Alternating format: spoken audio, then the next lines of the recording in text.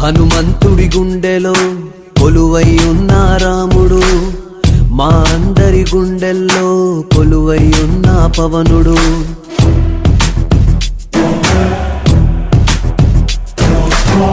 హనుమంతుడి గుండెలో కొలువై ఉన్న రాముడు, మా అందరి గుండెల్లో కొలువై ఉన్న పవనుడు. మాటిస్తే వస్తాడు, నచ్చిందే చేస్తాడు.